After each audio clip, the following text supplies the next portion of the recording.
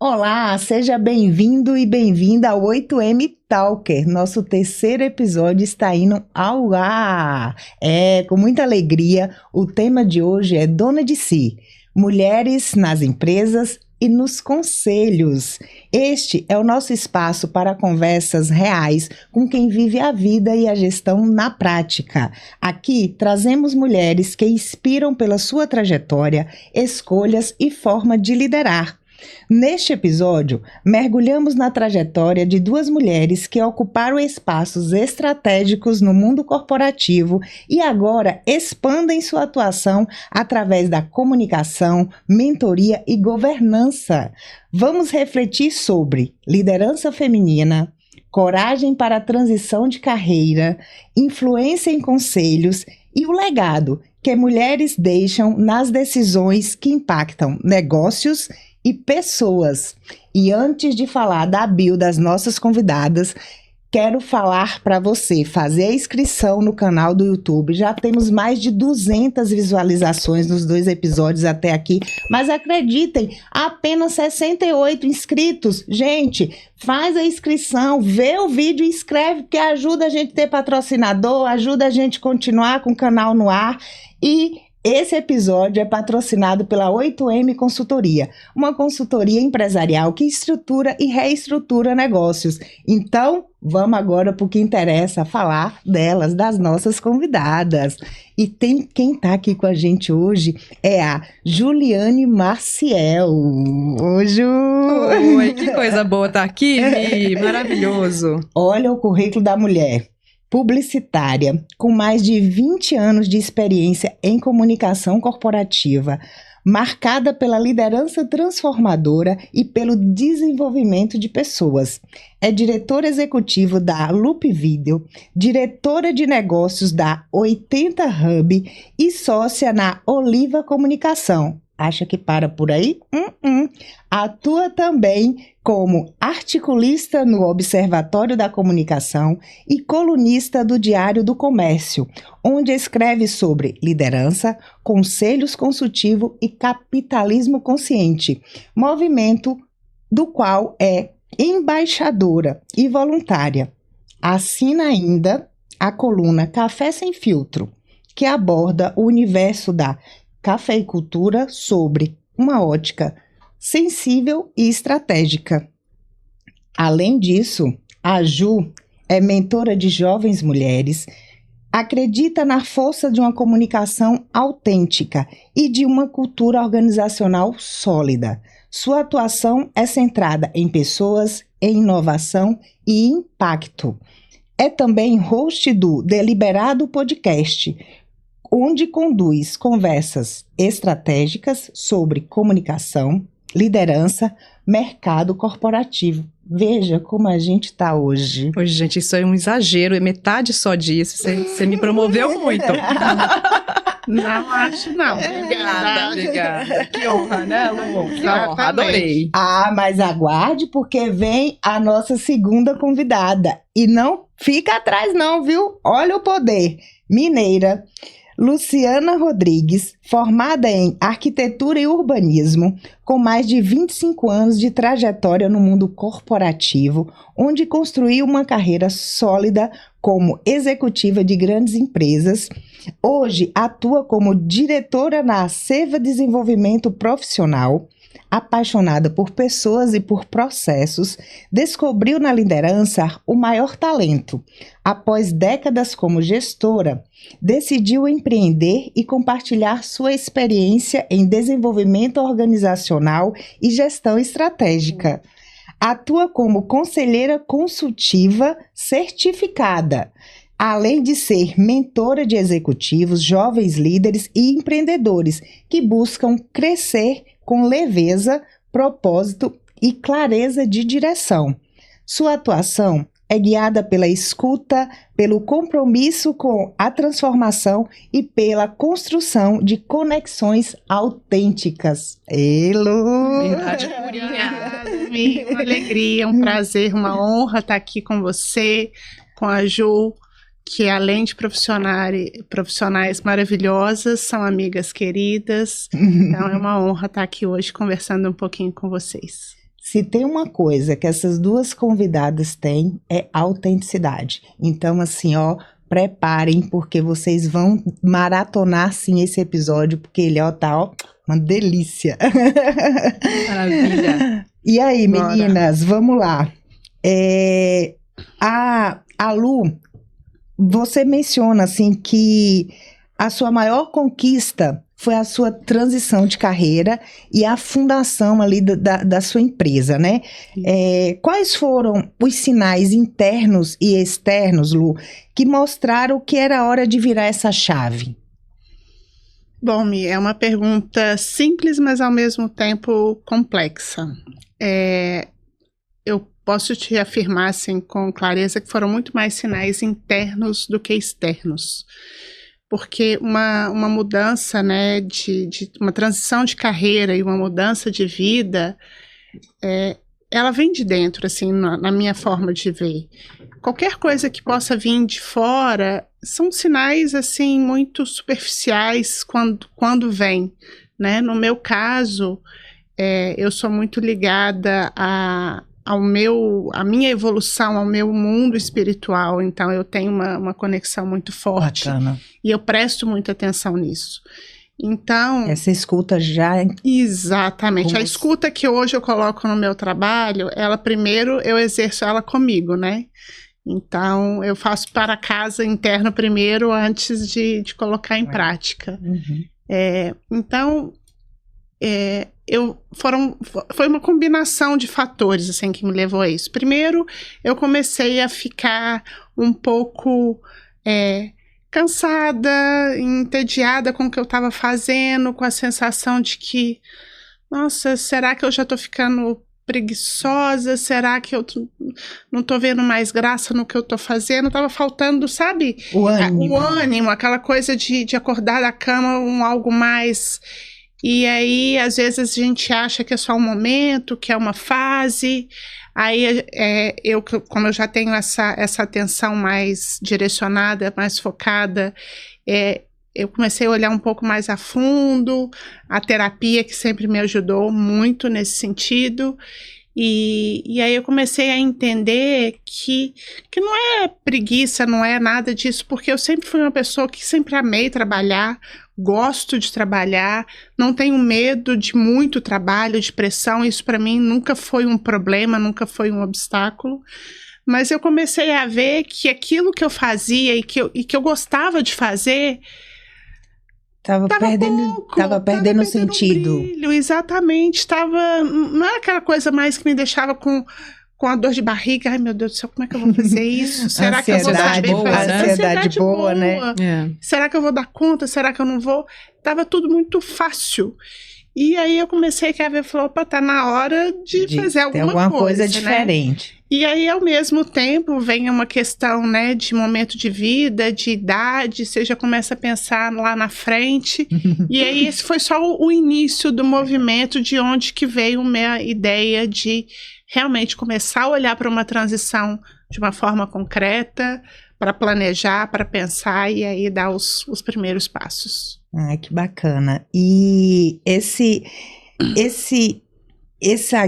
o que te guiou hoje, assim, essa escuta, e quando você chega para dizer assim, valeu, foi isso mesmo, fui assertivo, tá tudo certo, a sensação que você tem hoje, assim, como que é? Voltou o ânimo, voltou tudo, realmente... Voltou com certeza, porque todo dia é uma dor de barriga diferente.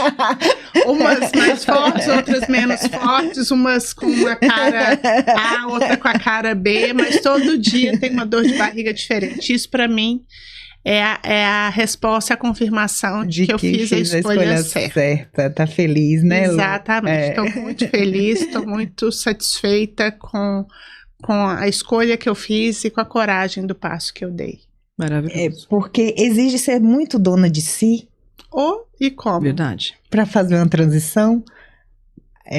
Assumir sua história, né? Não só assumir a escolha, como nas várias situações que eu tive logo após, e até hoje, quando eu encontro pessoas que eu comento, né, do meu momento, mas você é doida, você largou uma carreira tão bem sucedida, você tinha Mas o que adianta eu ter tudo aquilo se eu não estava 100% satisfeita, né?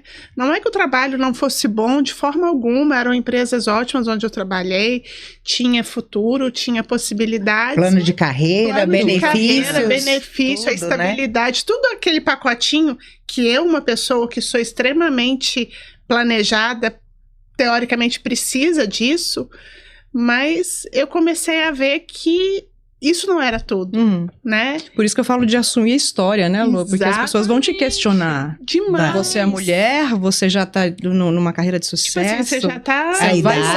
Você tem uma idade...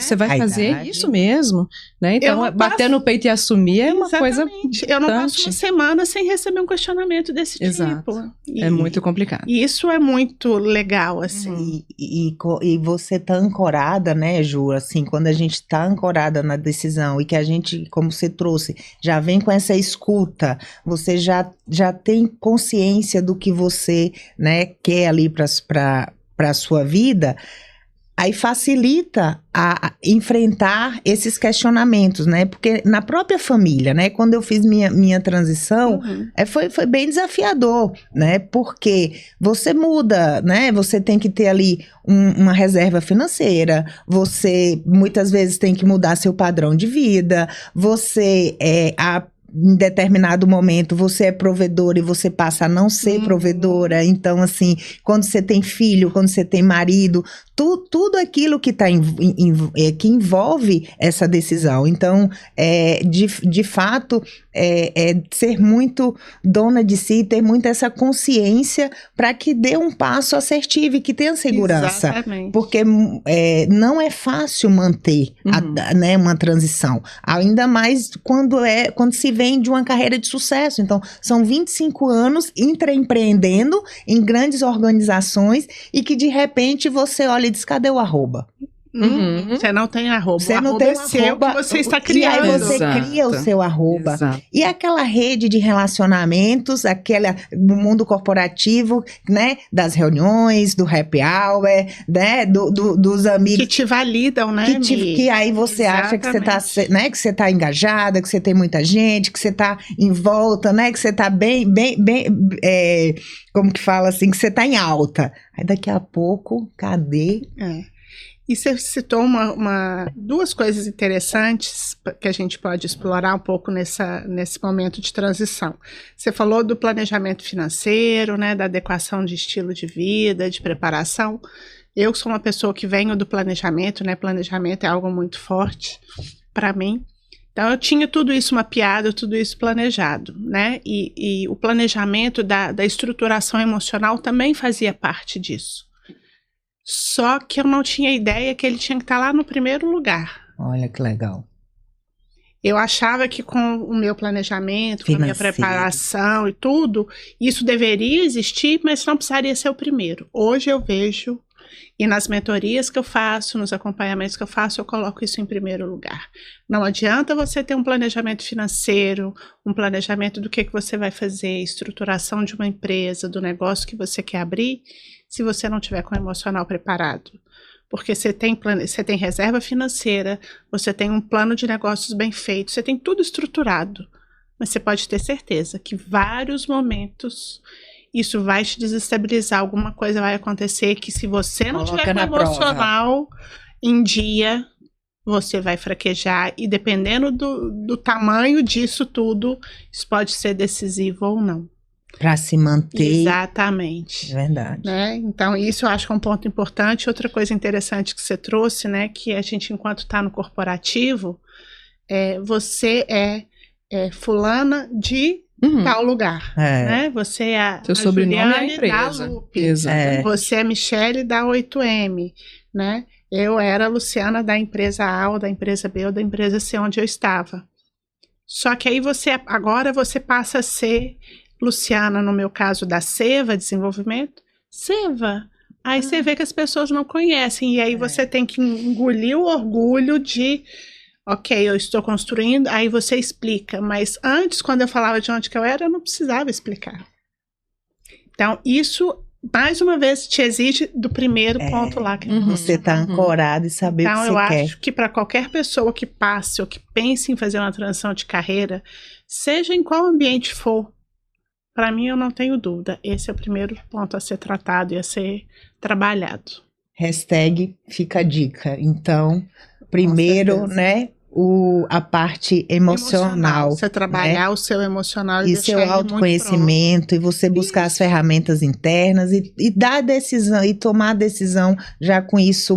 E o buscar, quando você diz, eu acho muito importante também a gente assumir e entender que é um momento de vulnerabilidade, onde você fica, né, de maior fragilidade, e saber pedir ajuda. Legal. Não é vergonha, não é demérito.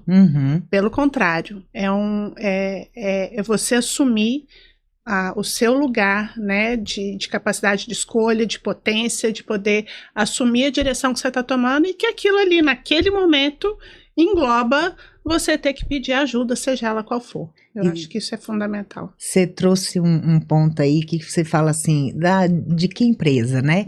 E a gente tem uma pessoa aqui que quantas empresas, né? Exatamente. Agora eu deixo a bola com ela, que sabe melhor do que ninguém falar disso. E engraçado é que ontem eu tô desenvolvendo um evento e eu fui atrás de patrocínio. E eu falei com o CEO de uma empresa que eu já prestei consultoria, e aí eu fiz assim, ele, que evento? Eu fiz, um evento não é conhecido, e a empresa não é conhecida, e agora? Eu fiz, não, é da minha empresa, da 8M, então assim, tem essa coisa, né, de você ir construindo e ir conquistando. E aí, Ju, com tantas empresas, essa mulher aí que fala, a Ju, ela diz assim, eu sou uma profissional que transforma e potencializa pessoas. Quais aprendizados, Ju, a gestão de pessoas te trouxe sobre esse lugar de influenciar, assim? Como que você compartilha com a gente aí essa sua fase de gestão, de liderança, de influenciar, de transformar pessoas? Gente, maravilhoso. Posso voltar só um ponto atrás aqui? Pode. Porque parece que é fácil estar no lugar de empresária, que seu sobrenome é a sua empresa. Só que quando a sua empresa cresce, Lu, o caminho é inverso. E hoje eu falo, eu não quero ser a Ju da Loop Video. Eu quero que a Loop Video funcione sem a Ju. Sim. Tem isso depois, né? Ela tem uma governança, uma entrega, um conhecimento de mercado tão amplo que ela não precisa do nome da Ju para ancorá-la mais, né? E aí é outra dificuldade que você tá chegando lá. Você vai chegar lá. Você desapegar, né? Exatamente. Tem que largar o filho, né? Para a vida própria. Mas isso é muito importante. Não existe certo nem errado.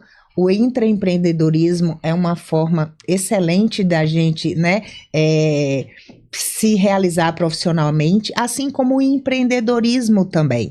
E no empreendedorismo, a grande vantagem é que o arroba é nosso. Não tem ninguém para dizer assim, exato, ó, a partir de hoje... Você não está mais com esse... Você não está mais com esse arroba. É a vantagem. Mas o desafio que você trouxe. Exato. Não precisa ser seu nome que vai sustentar a empresa. Exato. Então, você fazer essa desassociação da fundadora, da dona ali, e deixar a sua marca crescer e ela ser autogerenciável, né? Isso, mas aí é um outro momento, né, de olhar, assim, para si e para o negócio, entender que ele tem condição de caminhar sozinho também, por mais que a gente esteja lá todos os dias. Mas sobre liderança, eu costumo falar que a liderança é menos sobre controle e mais sobre conexão, sabe? Então, a gente tem, às vezes assiste temáticas, né, que a gente está em muitas pautas juntas, que a gente vê alguns conteúdos sobre liderança que eu olho e não acredito, porque não é prático, né? A gente viver de teoria é maravilhoso. Quem tá no olho do furacão todo dia, lidando com gente, com pessoas diferentes, com geração Z, é que tem uma condição de pensar sobre isso. É a vida como ela é. Exatamente. Então, é muito legal essa frase, assim, e eu acho que foi o Túlio que trabalha comigo que escreveu essa bio. Então, é um lugar de um olhar que veio de dentro. E eu falei, é mesmo? Será que eu faço isso? Né? Mas a nossa liderança em todas essas pautas, e a gente fala que a liderança na vida, né? Até as amigas falam, Ju, pra onde a gente vai? E aí a gente fala, olha, a gente é um líder nato. As pessoas querem saber onde você vai, o que você faz. E isso gera uma conexão. Mas liderança é sobre isso, sobre olhar o outro, sobre entender o outro, ser generoso de verdade.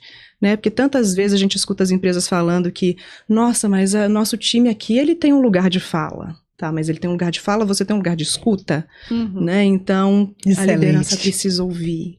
E a escuta ativa, exatamente, ativa de fato, com um olhar generoso, mas também tem uma balança de ser uma empresa boazinha, que escuta e faz tudo, outra empresa que se entende no mercado e consegue responder de outra forma. Entendo o que você está falando, sei que é um incômodo, mas agora a gente não consegue fazer. Ou, que legal o seu ponto de vista, eu acho que faz sentido sim, vamos tentar mudar.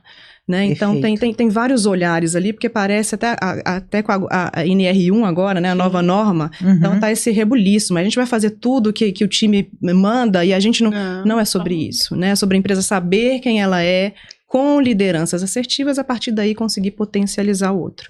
E aí, liderando, ouvindo, escutativa, conseguindo transformar esse mini local aqui de conversa, de feedback que a gente fala, que precisa ser constante, a gente consegue ser afetivo e efetivo. Então, olho para o outro, consigo fazer a entrega dele, consigo fazer com que ele seja melhor. E eu falo isso muito com o meu time. Gente, quando vocês saírem da minha empresa, que eu sei que a nossa empresa não é eterna, que vocês estejam num lugar, que vocês olhem para trás e falam, olha, a Lupe, a Oliva, a 80 construíram uma coisa tão legal na minha carreira, na minha forma de pensar, de relacionar, de ver o mundo. Eu acho que a liderança passa sobre isso, sabe? Nisso, nessa linha de conseguir impactar tanto o outro que ele se torna uma potência.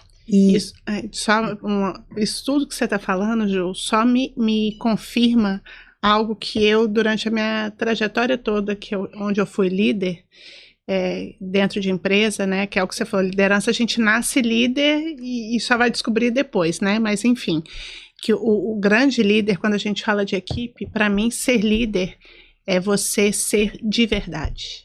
Quando você consegue ser de verdade, você é um líder. Sabe que eu tenho uma fala, uma frase que é ridícula, assim, mas eu vou falar pra vocês, que eu falo com o meu time, que é assim, ridícula. Só é quem é. Não tem como. A gente só é quem é. A gente só leva à mesa o que a gente tem. Você só devolve o que você tem, né? Você só dá o que você recebe, o que não tem como. E aí a gente já traz para a cultura organizacional.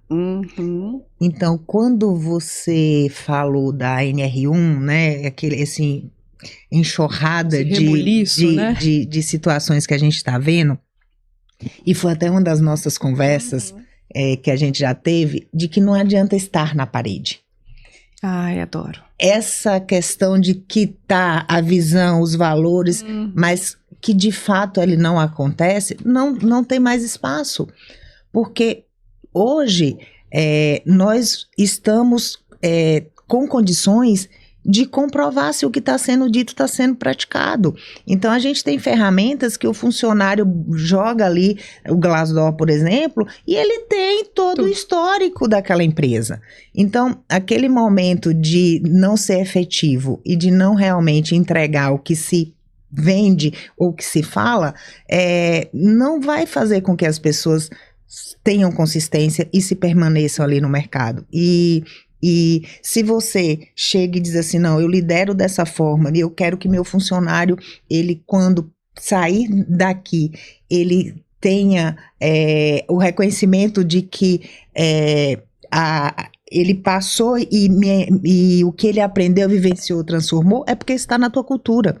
Exatamente. Né? Tá no teu DNA. E a cultura de uma organização, ela é coeditada por esses funcionários, mas quem determina ela é o sócio, são os decisores. É top-down.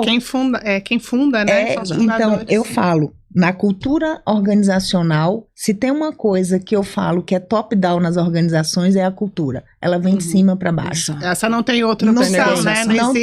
Não tem. E cultura é aquela coisa que acontece, para quem não entende muito de cultura, quando você não tá lá, gerindo. Exatamente. É o que o seu funcionário faz, fala, entrega quando você não tá lá. Porque quando você tá, tudo bem, você tá ali, a gente sabe que ele vai falar. Então, se você lidera pessoas com integridade, ele vai tratar o cliente com integridade, né? Se você é assertivo, se você não atrasa um salário, ele não atrasa uma entrega.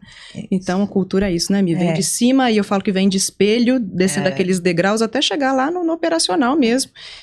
E fala muito sobre o que o dono é de fato.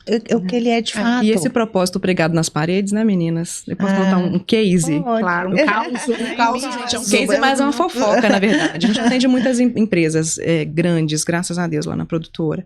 E uma delas, a gente foi muito impactado, deve ter uns 10 anos esse acontecimento, que era a primeira empresa que eu tinha entrado e que de fato tinha aquela cara do Google. Mesa de sinuca, um tapete azul maravilhoso. Os artefatos todos bem sinalizados. Exato. Fomos gravar um institucional, porque a Loop Vídeo é sobre vídeos. E eu falei, gente, que legal. O meu sonho era ter um espaço desse para minha equipe. E neste momento, a gestora do RH, que nem era do marketing, que estava me acompanhando, falou, Ju, mas a gente não pode usar. Isso é só para que os clientes vejam. Sério? E eu quase desmaiei. E eu falei, cara, eu tô aqui numa luta com a minha gestora financeira, nossa gerente financeira, falando, Carol, o que a gente pode fazer pelos meninos? E achando que aquilo era um sonho e as pessoas não podiam desfrutar. E era uma empresa que tinha uma câmera que te observava quanto tempo você ficava no banheiro, porque era na porta do banheiro. Por que você passou mais de 15 minutos fora? Por que seu lanche deu 17 minutos e não 10? E isso é muito terrível, porque na teoria, na parede, a gente tinha um propósito maravilhoso. Bonito. E quando o propósito e o discurso, eles divergem da prática, é o tipo de empresa que quer que você fique a qualquer custo, que não te potencializa, tem medo de pagar um curso de você ir embora. Né? Então, essa coisa da cultura, ela é muito pesada, gente. A gente precisa pensar e falar sobre isso o tempo inteiro. Eu sou, assim, um dos pilares da 8M é a cultura organizacional e ela precisa estar alinhada à estratégia. Se a cultura não está aliada à estratégia, a direção, a gestão correndo para um lado, o gestor, o diretor, o sócio e o operacional correndo para o outro. Exato. E aí não convergem, o resultado não vem e aquela empresa ela não se mantém. Quando a gente vê grandes marcas fortes, elas têm uma cultura organizacional também muito forte. Porém, também tem o outro lado. Se a cultura é muito engessada, a gente tem vários cases de cultura organizacional muito engessada. A General Electric, por exemplo, é uma delas, que acabou que não conseguiu ter ali adaptabilidade, resiliência e inovação para acompanhar o mercado. Então, é um olhar sempre atento, né? Então, assim, não tem como não ter todo dia um frio na barriga, não tem como não ter um desafio e um aprendizado, né? E essa história da cultura, né? Eu vou aqui falar algo que acho que para muitos pode ser clichê, mas que eu acho que é importante, né? Porque sempre tem alguém que ainda não ouviu e que eu acho que é a máxima que resume muito bem isso que você está falando, né? A necessidade da cultura e da estratégia estarem alinhados é que se você não tiver uma cultura que seja capaz de conduzir e de alicerçar isso tudo com muita tranquilidade, a operação, os BOs, né, do dia a dia, eles comem a estratégia no café da manhã. O Peter Drucker, ela é conhecida, é antiga, pode ser clichê, mas ela é atualíssima. A cada dia que passa. Então, eu acho que a gente não pode nunca esquecer disso. Engole sem dó. Exatamente. Né? Isso. Quem vai manter ela viva é a cultura. Perfeito. Né? E aí vem o papel dos líderes. Para mim, eu sempre tomei isso para mim, enquanto líder. O meu maior papel enquanto líder é traduzir a cultura da organização desde que eu acredite nela, porque se eu não acreditar, eu não devo estar ali. Isso. Né? Nos valores, né? Se eu não acreditar, eu não devo estar ali. Então, eu acreditando, estando ali, o meu papel enquanto líder é pegar aquela estratégia, aquela cultura e traduzir ela para o dia a dia. E fazer com que, naturalmente, a minha equipe também acredite e queira traduzir aquilo no dia a dia de cada um. Bacana demais, gente. Tá vendo? Falando para vocês que o negócio aqui é muito conteúdo. A Ju também, ela fala sobre o capitalismo consciente, né? E tá bem alinhado com toda essa questão da humanização, né? Até, eu não gosto muito de dizer assim, é uma gestão humanizada. Claro que é humanizada, se a gente trabalha com pessoas. Então, não tem nem que dizer ter esse termo, não né? precisaria dizer que é humanizada, né? Mas esse olhar e fazer uma relação de que todo mundo ganha, né? A relação é ganha-ganha, para que a gente consiga, de fato, fazer com que as pessoas estejam ali por vontade, né, própria, por necessidade, né? Então, em alguns momentos antes era a dor que a gente resolvia, agora é os sonhos que a gente realiza enquanto empresário, né, enquanto pais, né, gestores, enfim. Pois é, meninas, vamos aqui agora para uma outra etapa com essas moças conosco. Fala aí de conselho. Como é essa transição? Ai, que delícia de assunto. Ai, gente, olha, a gente já se põe um pouquinho mais aqui, ó. É tipo assim, ó.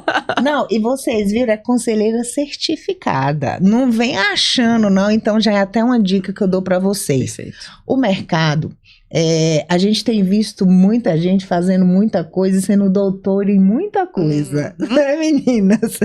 Então, pessoal, confiram, né? Quando vocês forem adquirir um serviço, quando vocês forem buscar uma mentoria, assim, vejam de fato, né, se o que as pessoas estão oferecendo, se elas têm, né, condição de entregar. Exatamente. Então, estamos aqui com uma conselheira consultiva.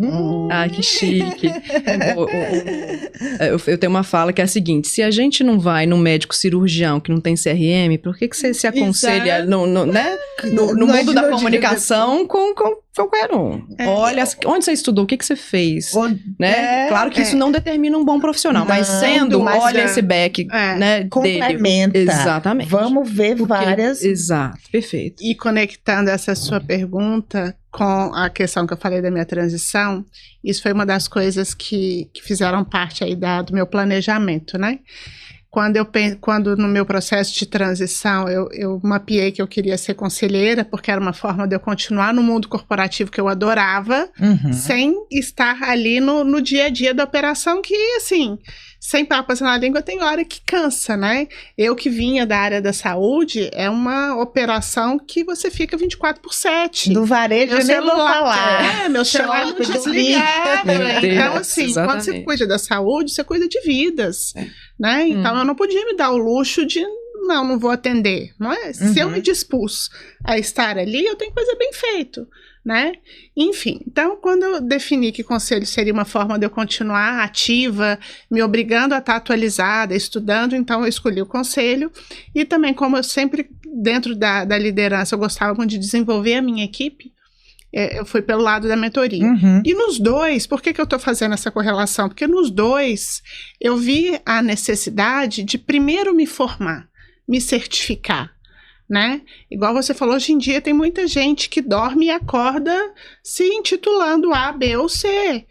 Porque viu um tutorial no YouTube, porque comprou um curso de R$19,90, aqui sem, né, maiores julgamentos a quem faz, mas é porque tem principalmente determinadas atuações, né, e trabalhos que requer muito aprofundamento, requer muito conhecimento, uma responsabilidade, muita responsabilidade. Então aí, entrando na pergunta que você me fez do conselho é assim, para mim é um dos suprassumos de responsabilidade. Porque você está ali enquanto um profissional que carrega uma experiência num determinado segmento ou não, numa determinada área de um negócio. Né? Porque a gente brinca que o conselheiro... A gente brinca não, mentira. A gente afirma, né, que o conselheiro, ele precisa entender de negócios e não do negócio, independente do ramo que você esteja atuando, né? Então, eu falo assim, você vai estar num conselho de uma pedreira. Você não precisa saber quebrar a pedra, não. Mas... Exatamente. E na hora que você tiver uma questão que é específica do tipo da pedra, você constitui um comitê especialista naquele assunto. Temporário ou permanente, o que seja. Enfim, então, nessa história do conselho, trazendo um pouco para o conceito, né? O conselho é aquele colegiado, né, que vai, através da diversidade dos seus componentes, da expertise, da formação de cada um deles, ser responsável perante a empresa a olhar para o futuro, né, trazendo a visão de mercado, o que está acontecendo lá fora. As tendências, inovação. Direções possíveis, ajustar ali, né, se precisar ir por um lado ou para o outro, e principalmente manter a empresa no trilho da estratégia que foi definida, que foi aprovada, né? Sem perder a essência. Sem perder a essência jamais, são os valores, a sua missão, a sua visão.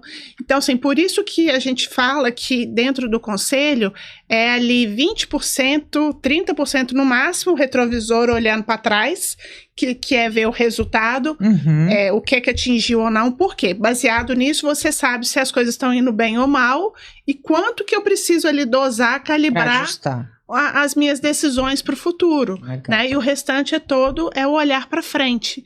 Então, o papel do conselho é esse, né? Aí a gente tem algumas, igual você falou, conselheira consultiva. E tem o administrativo, né? Mas só que para deixar claramente essa divisão de uma forma mais simples, né? O conselho de administração é aquele mais formal que atende as empresas SA de capital aberto com ações listadas em bolsa. Voltada ali para governança, para os dois são diretamente ligados a fiscalização. Eu não colocaria nesse sentido. Então vamos lá. Os dois conselhos são baseados nos mesmos conceitos de governança, né? Que aqui no Brasil são regidos pelo IBGC, que é o Instituto Brasileiro de Governança Corporativa, que é onde tem o Manual de Boas Práticas, né? Que dita aí todas as bases, os pilares, né? Essenciais de uma boa governança, ponto.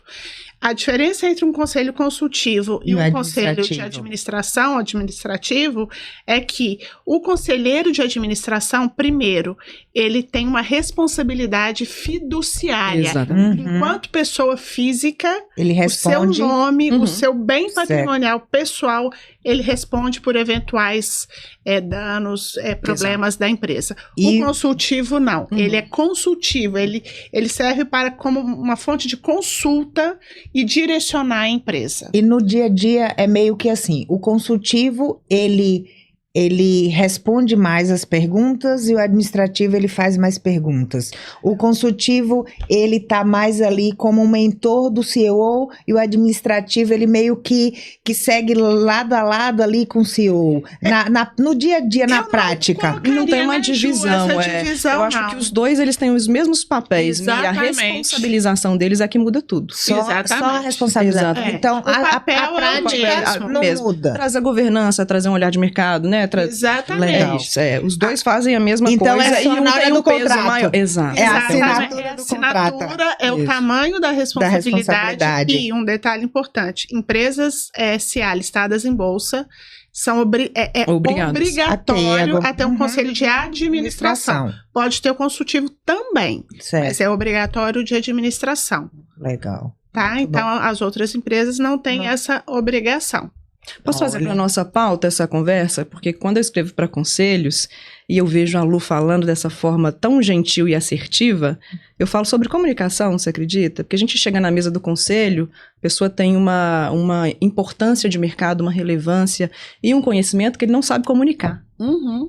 Então, eu falo sobre isso. Conselheiro, você precisa aprender a comunicar.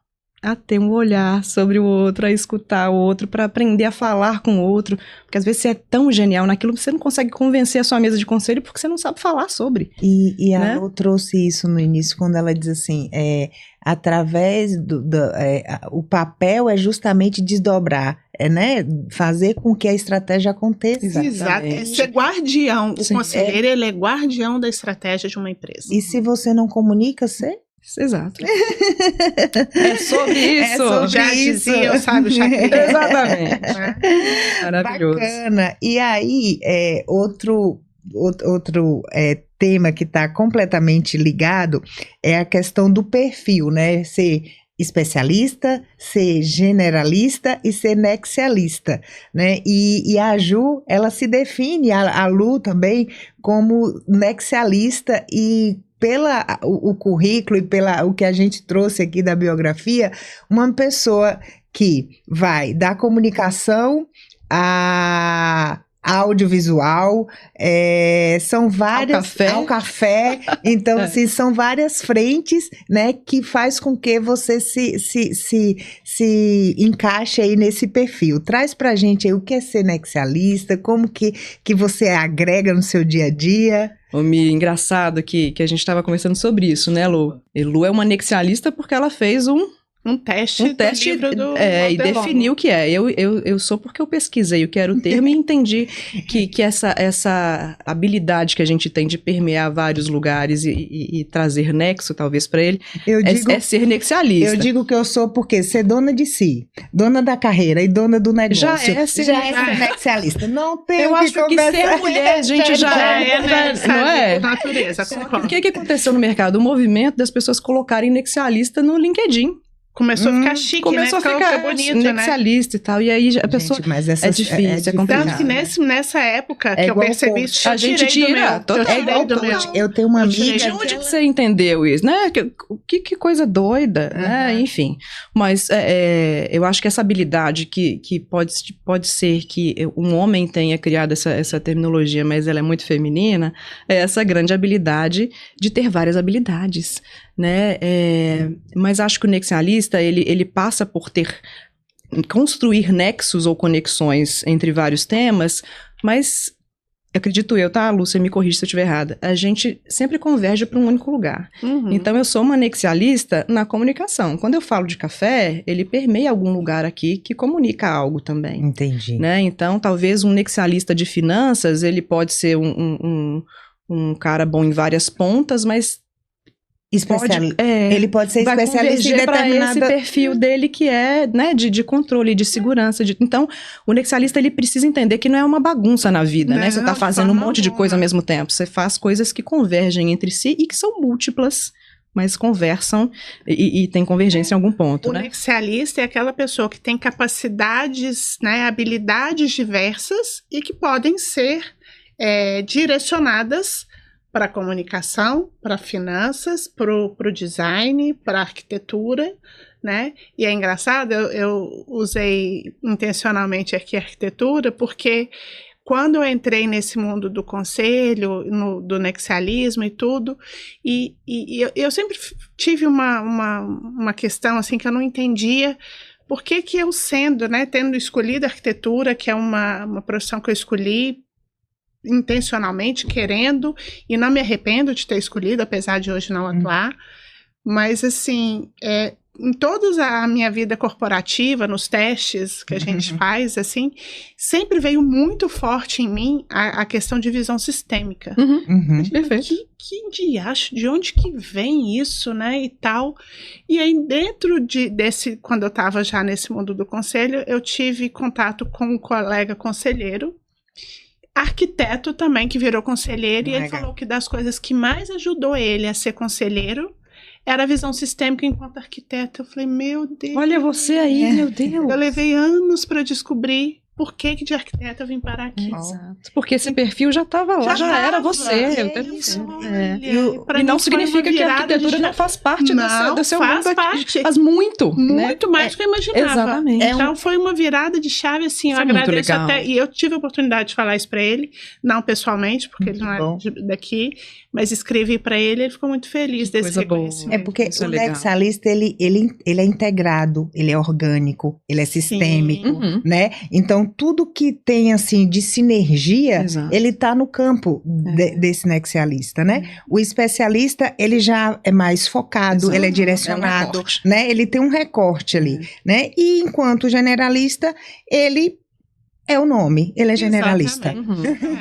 Né? E essa capacidade do nexialista, ele vê de fora esses sistemas funcionando, por mais que a gente não tenha competência nisso, a gente sabe que tem e resolve o problema, resolver o problema. Isso é muito Pega legal. Isso aqui, joga pra ali, joga. Não, levanta essa bola aqui, o outro corta. Sabe essa habilidade. É coisa mais complexa do que você conseguir traduzir no projeto de uma casa a intenção de uma família, do marido, da mulher, dos filhos, de quem vai morar, das experiências, tudo num lugar só. Exato. E você conseguir, como diz no Visão, ornar, né? Tá tudo ornando. E todo mundo viver ali e daquilo ali virar um lar. É sinergia. Né? Um termo que eu uso muito com o meu time é capacidade de diagnóstico. Exatamente. Você tem uma visão tão profunda que você consegue, às vezes, prever futuros ali, né? Sistêmica, organizada não, porque a minha é caótica. A Lu é a organização, eu sou eu sou, né, sanguínea.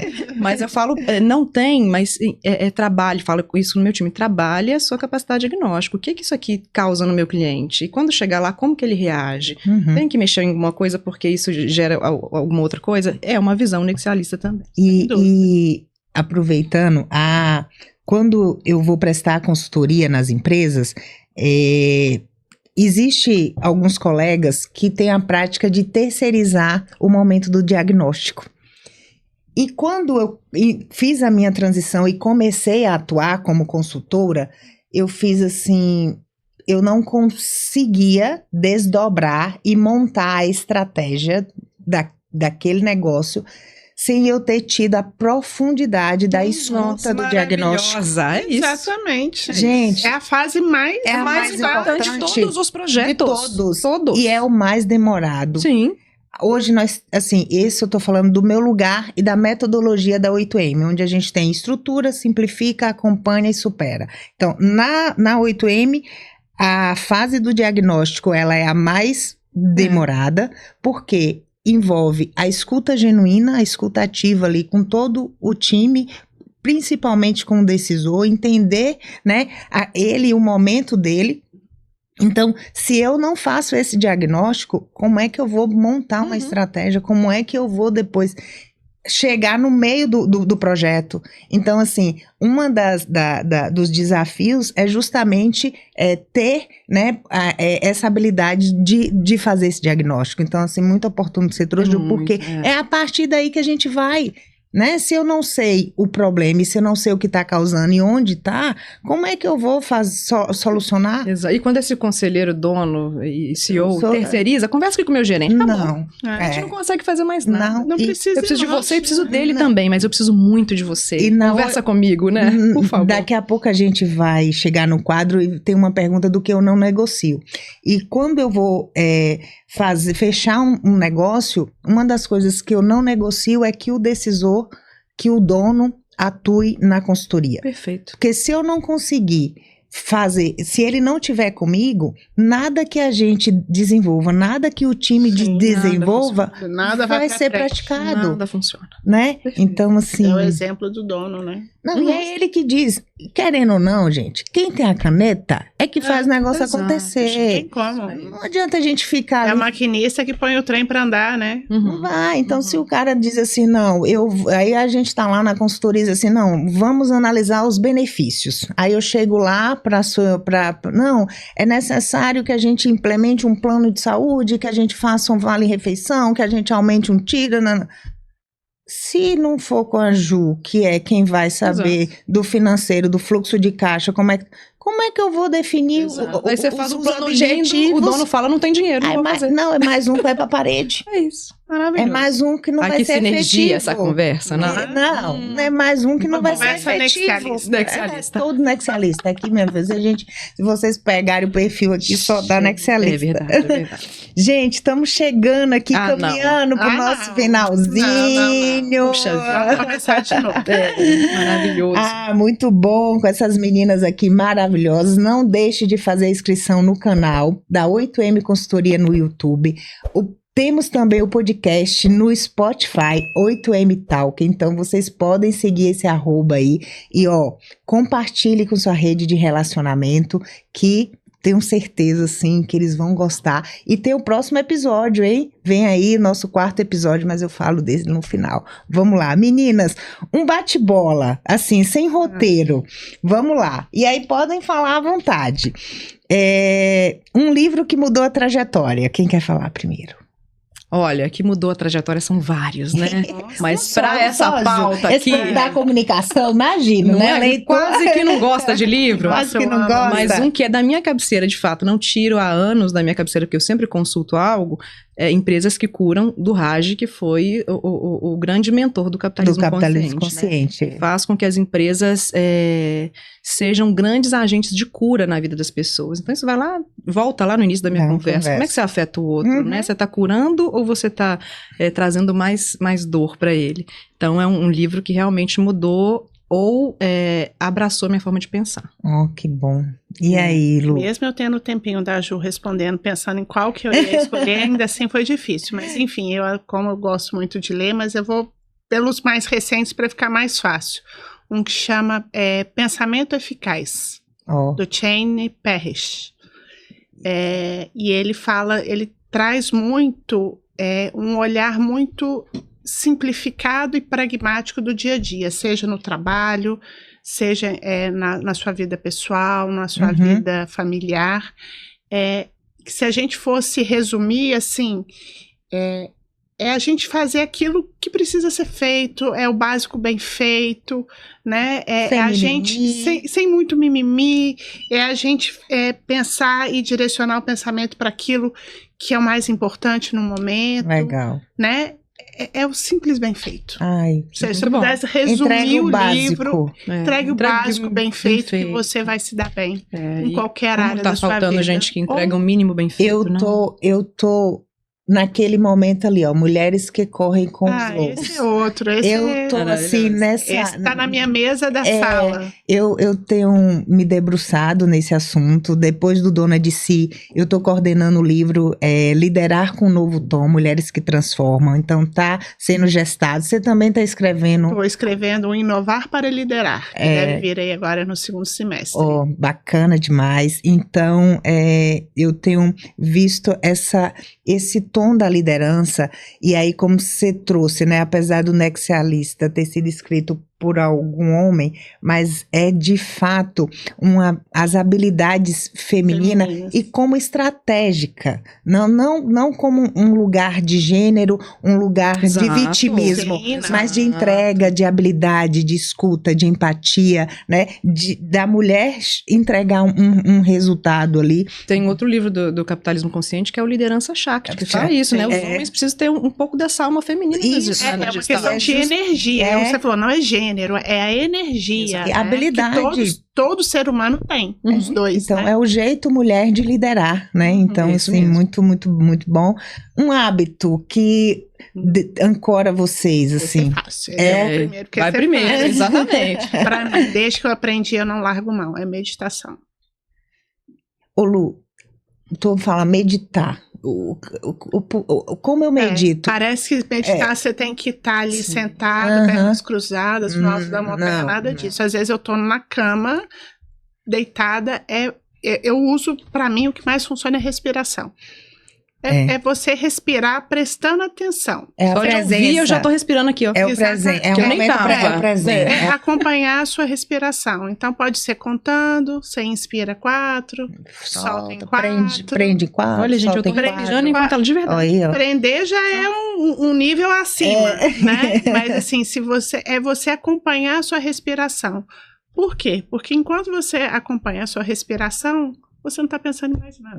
Aí você traz o foco para o oxigênio ao seu cérebro. E o mais importante é você não brigar quando a sua cabeça pensar. Porque o seu cérebro foi feito para pensar. E não fica... Não adianta brigar, é você entender, ok, veio, tá, beleza. É só você não... a gente tem uma professora de yoga que eu gosto muito, que ela falou assim, é só você não convidar o pensamento para sentar e tomar café. Não precisa. Ele veio, você olha ele, respeita ele, bom dia, tchau. Oi, bom dia, pode ir embora.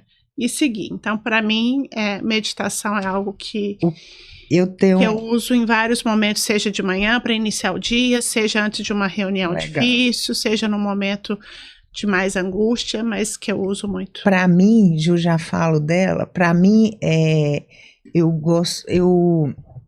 boto uma playlist que eu chamo de pílula. Então, eu fiz essa playlist com todas as músicas que eu mais amo. Já quero que já compartilha, gente, já gostei. Hoje mesmo, né? É um dia de gravação, de preparação. Às quartas a gente grava o podcast. Então, assim, eu não negocio ali, né? O meu momento antes. Ligo minha playlist, acendo minha vela, me conecto comigo mesmo. Então, assim, e ali medito. Né? Isso então, meditar está na forma presente, né? Está no momento presente, né? Então, não é essa falsa ilusão que está sentado de Buda, né? de Buda no alto da montanha. Ali, né? E aí, Ju? E, Nós gente, demos muita me colher de chá pra você pensar. me deram várias. Gente, porque essa conversa aqui começou quando vocês não estavam aqui, a gente falando disso, falei, gente, eu sou uma pessoa tão caótica, cadê meu hábito? Mas eu tenho o hábito eu tenho o hábito de pensar no café de manhã como um produto que faz parte da minha rotina, mas como uma coisa do Criador, assim, que Deus deu um produto tão precioso pra gente, que traz tanto benefício, tanta coisa, mas não era isso que eu queria falar, não. Enquanto você estava falando, eu lembrei que é a oração. Eu tenho o hábito de estar em oração o tempo inteiro. Olha. O tempo inteiro. Então, de falar e ouvir o Criador de todas as coisas, que é o Deus que a gente acredita. Então, antes de cada decisão, qualquer momento em casa. Então, a gente fala, em casa, a gente tem muito orgulho disso, que o Pedro, meu filho de 9 anos, qualquer crise que ele tem, a primeira posição dele é: mãe, vamos orar? Olha, que bom. A gente sempre procura essa conexão com o nosso pai, de entender, e ali a gente vai fortalece, né? Exatamente. Então, acho que a oração é uma coisa muito viva na minha casa, na minha família e na minha empresa. Tanto que a gente tem momentos toda segunda-feira, que a gente chama de download, que a gente ora por quem quer, quem acredita, quem não quer tá dispensado desse momento. Mas é um momento muito rico. E que foi a pessoa que mais ensinou a gente a meditar? Jesus, exatamente. Jesus saía para orar o tempo inteiro. Exato. Isso deserto, tudo. Exato. Quando na caverna, quando ele se isolou, tudo. Gente, isso como muda a minha empresa todas as nome, segundas. Né, de meditação, mas ele fazia isso. Não tinha o nome, né? Exato. É isso. Muito Olha bom. Só, vocês que me trouxeram, me lembraram disso aqui, hein? O que não negocia, que é inegociável. Tem vários. A gente não falou de integridade, porque até tá intrínseco no conselho, né? Acho que tem que ser. Intrínseco, né? Você, a partir do momento que a gente escolhe ser conselheiro, várias coisas são inegociáveis, né? Integridade, tinha que ser honestidade, pra vida, né? devia ser pra vida. Isso aí, eu digo que é a coisa assim que... É o básico, né? É fazer o básico bem feito. Seja íntegro, abençoado. Minimamente seja honesto. Minimamente seja honesto. É igual assim, na entrevista de emprego. Quais são as suas, né? Fala 3 qualidades. Eu sou pontual. Falei, não, essa pula porque essa é obrigação. Não, eu sou detalhista. Não, outra. Perfeccionista feito travestido de qualidade. Exatamente. Como você é perfeccionista? Mas aí o que a gente não negocia. Deixa. Se cair primeiro, Lu, vai lá. Não é nem o que o que eu acho que é importante é o ser humano ser grato.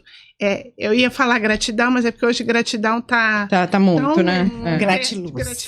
Não é isso, mas assim, o ser humano que ele é grato a quem ou aquilo que ele tem ou que ele recebeu, eu acho que para mim é das coisas, porque eu vejo que aquela pessoa, o ser humano que é ingrato a alguma coisa, isso para mim me incomoda muito, profundamente. Ruim, né? Então saber reconhecer, né, honrar. Até ser grato pelo que tá ruim. Pelo que tá ruim. Mas que bom que eu tô aprendendo com esse processo. Algo tem a te dizer, basta você querer. Você acredita que tem momentos que eu vejo uma mensagem ali no meu WhatsApp, de uma abordagem comercial, de alguém que não está na minha rede de relacionamento, me dá um peso na consciência de não responder.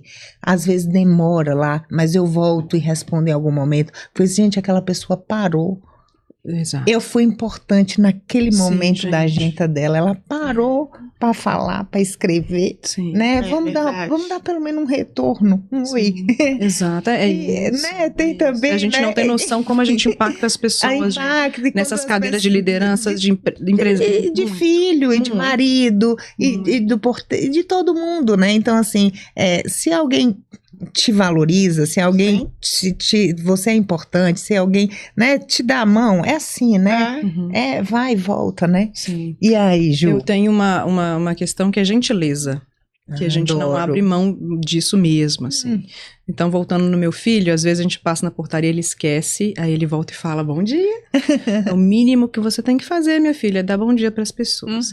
E eu acho que a gentileza, ela te encara de frente quando é uma situação doída. Mais desafiadora. Né? Desafiadora. Eu tive uma questão com um funcionário há pouco tempo, que a gente fala que a cultura tá tão arraigada que a gente, quando encontra alguém que não tem sua cultura, ela não fica, não suporta. O sistema expele. E foram falas tão duras, e eu falava que obrigada por me falar isso. né? Então a gente tenta ser gentil até quando tem que ser, quando é difícil, né? Vamos conseguir 100% Eu acho que do quando tempo. a gente mais tem que ser, É né? isso é gentileza, né? Porque o bom dia só não vai fazer Bom sentido. dia, Faz quando tá também. tudo bem, é fácil, né? E amar quem te ama é bom. é muito fácil, né? Então, ser gentil, mesmo precisando ser duro no feedback, seja gentil. Seja amoroso, olhe o outro com generosidade. E aquela máxima que está em todas as paredes, em tudo, a gente não sabe o que as pessoas estão passando. Né? Então, às vezes, você entra num Uber, que eu ando muito de Uber, o moço não está bem. Então, a gente não sabe. Seja gentil. Né? Quando a gente retribui o mal com o mal, você pode estar afetando a vida do outro, e empurrando ele para o último... né, pro buraco, né? Então, a gentileza é uma coisa que a gente não negocia. E acho que as nossas empresas são vistas por isso. Seus meninos são tão legais, né, Ju? Meus meninos, meus filhos. E é isso, é porque a gente tenta ser gentil com o outro.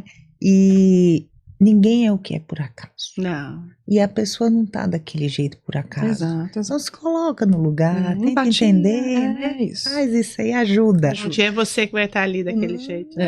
Exato. Gente, exatamente. Um dia é a gente que vai estar mal. Meu Deus do céu. E a vida vai te devolver o que você deixou de... E quantas vezes as pessoas são generosas com a gente? Porque assim, tem dia que a gente perde a mão, tem dia que a gente faz uma grosseria, a gente faz um mau modo, né? A gente não tá de bom humor, a gente tem um problema, ninguém não tem, né? É do ser humano, né?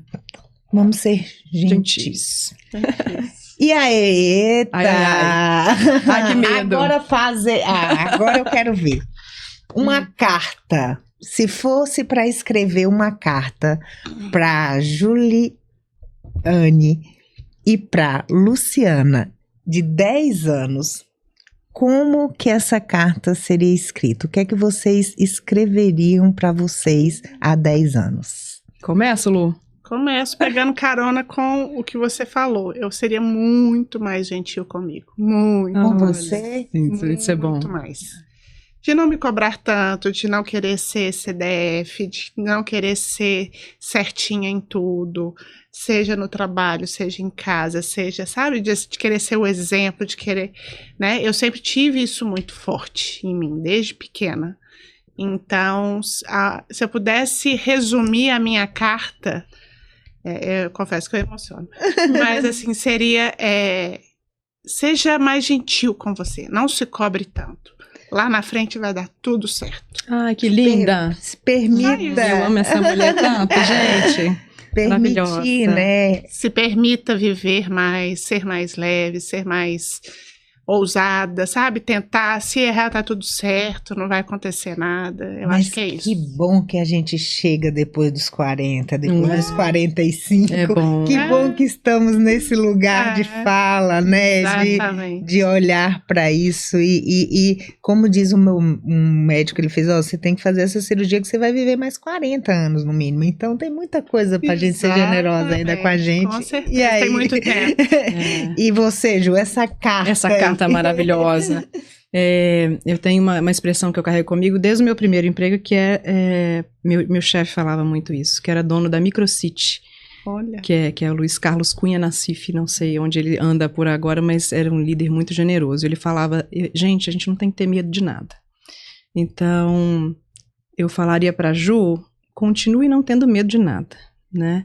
A gente, meu perfil comportamental, Lu, diferente do seu que planeja muito, a gente vai muito de intuição. Eu nunca tive medo do próximo passo. Tá com medo, vai com medo mesmo.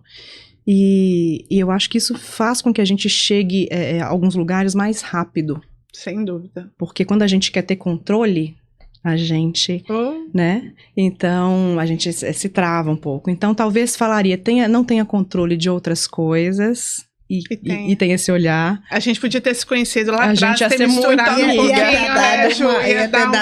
ser uma potência mundial. Exatamente. E a gente também que tem a gente falou no Dona de Si com a Edila, viu, Mi, sobre isso, que a gente que tem uma família que tem umas estruturas mais complexas, a gente tem que se segurar em algumas coisas, né? Então, eu diria para mim também, continue se segurando, né? Porque quando você não tem apoio, você precisa de ir com a unha e dente. Ninguém vai te ajudar, né? Vim de uma família muito simples, não tinha o que fazer. E quando a gente não tem o que fazer, a gente faz. A única reação que você pode ter é caminhar. Então, eu falaria continue, porque acho que o meu grande medo, desde que eu comecei a entender que o autoconhecimento era importante, é arrependimentos. Então, eu vivo minha vida de uma forma que eu não me arrependa no outro dia. Já aconteceu, obviamente, mas acho que não de grandes decisões, sabe? Então, se deu errado, volta e faz de novo. Não se arrependa, faça diferente. Mas fez, né? Então, você começou, né? Caminhe, vá. Tem que movimentar, tem que estar em ação, né, Ju? Exato. A gente que é cristão, a gente sempre fala, tem uma frase que é espera em Deus. E a gente entende, além disso, que esperar em Deus é caminhar. Ninguém fica aqui parado. Você caminha, Deus vai te ajudando aqui a permear seus caminhos. É o andar de bicicleta, né? É isso. Se você não parar, você cai. Se você parar, você vai tombar. Só existe duas opções. Ou você evolui, ou você para. Se você parar, você já está você já voltou. Ai, gente, estamos chegando ao final aqui dessa trilha Dona de Si, Mulheres nas Empresas e nos Conselhos, com essas duas extraordinárias que compartilharam generosamente assim, a experiência de vida, o momento atual que elas estão conosco. Então, assim, fala aí o @, fala aí onde as pessoas podem encontrar vocês. Pode ir? Meu Instagram é Ju Maciel Oficial. E nele eu falo de todas essas pautas de vida, de comunicação, de café, de eventos, de moda, que eu gosto muito. Linda, né? Obrigada, mas é vocês quem são generosas demais. E no LinkedIn é Juliane Maciel, tá fácil de encontrar também, porque tá essa mesma foto aqui que a Mi publicou. E eu sou muito aberta, comentem, mandem mensagem, a gente vai fazer negócios. Na mesma linha também, sou muito aberta, adoro receber aí contatos, então, tanto no LinkedIn quanto no Instagram, Seva Desenvolvimento ou Luciana Rodrigues, podem me achar pelo Instagram ou pelo LinkedIn. Vai ser um prazer deixa eu dar conversar. Das empresas? Pode? Claro, você fez um merchan. Olha, eu da comunicação, hein, Lu? Você tá me ensinando, dando uma aula aqui. Tô aprendendo com você. Gente, @loopvideo _produtora no Instagram, @oliva_comunicação e @80.hub.café. Pronto. Aê. Pessoal, muito obrigada a vocês que tá acompanhando, tá ouvindo aí a gente. Não esquece de fazer inscrição no canal, de compartilhar e maratonar esses nossos episódios baseado aí no nosso livro Dona de Si. A Ju é coautora junto comigo, Dona de Si, dona da carreira, dona do seu negócio. E até o próximo episódio.